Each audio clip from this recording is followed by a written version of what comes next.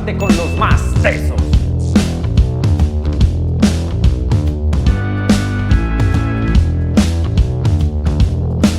Ahora vamos con el área de matemáticas. Y ahora viene el más teso en esta área. Él es Felipe Muñoz.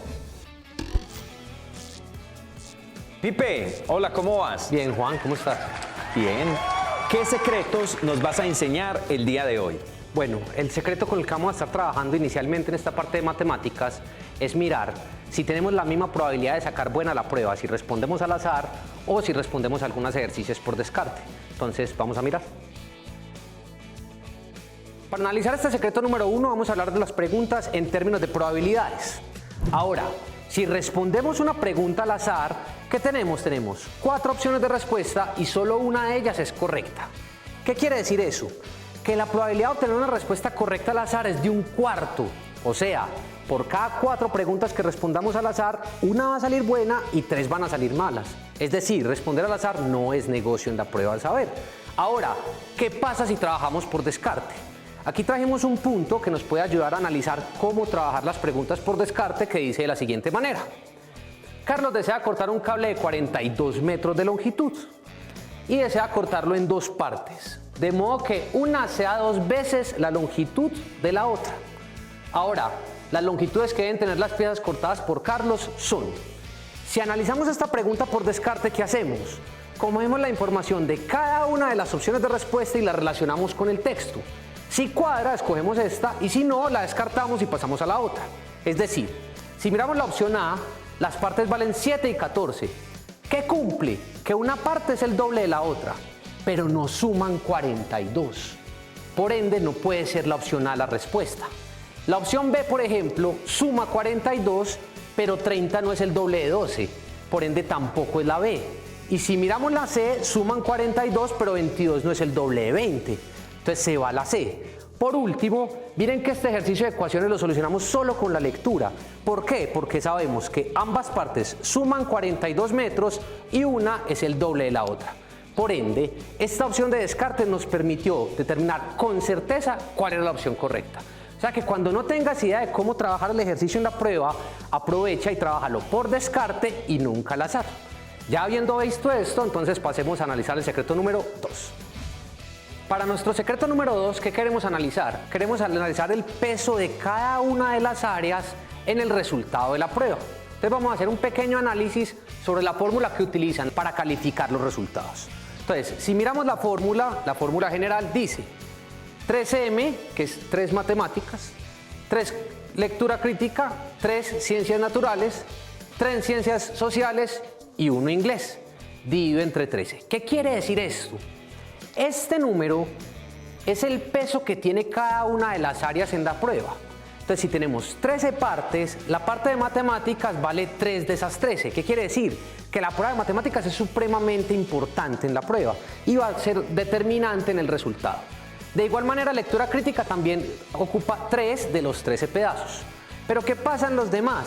Por ejemplo, en ciencias sociales y ciudadanas también tenemos 3 de los 13, pero en ciencias naturales tenemos 3 de los 13 para 3 materias, para física, para biología y para química. ¿Qué quiere decir? Que cada una de esas materias solo pesa 1 de los 13 pedazos. Con esto lo que queremos decirte es que no es necesario ser un experto tanto en biología como en química como en física. Si eres débil en alguna de esas áreas, no te preocupes. Pasa primero a las demás en las que te va mejor y al final resolvemos esas áreas en que somos más débiles pero que no pesan tanto en la prueba. De igual manera con la prueba de inglés. La prueba de inglés también tiene un peso nada más de 1/13 de la prueba, o sea, una de las 13 partes, por ende no influye tanto en el resultado final.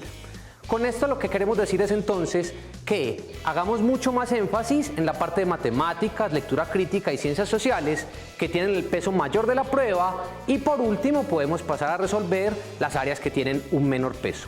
Ojalá te sean bastante útiles nuestras sugerencias y te sirvan mucho para presentar estas pruebas estandarizadas. Profe, muchas gracias por esta explicación, por estos secretos que nos acabas de enseñar a todos nosotros.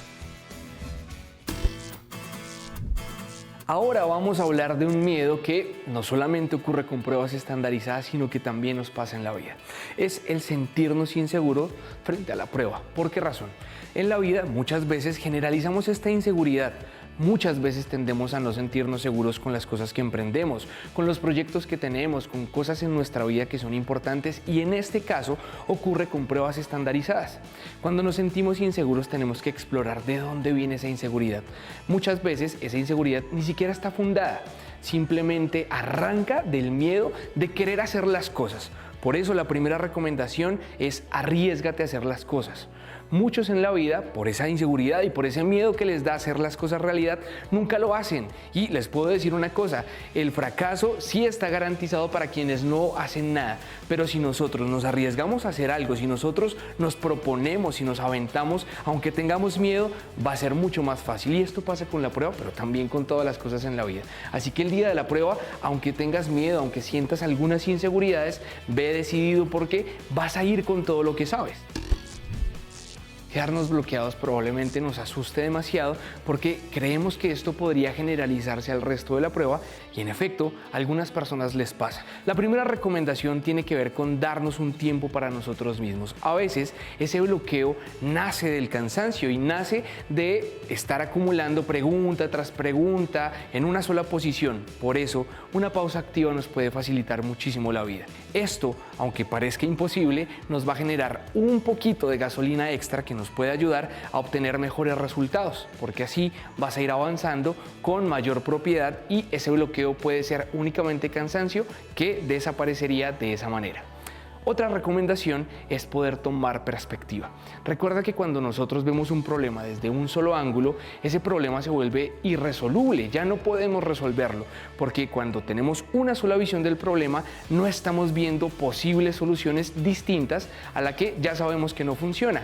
Por eso, si ves un problema que es muy complicado, procura tomar perspectiva, verlo de otra forma, imaginártelo de otra manera, tratar de entenderlo como la persona que lo estaba escribiendo quería plasmarlo. A veces dibujarlo, a veces imaginárselo es una excelente solución para poder tomar perspectiva.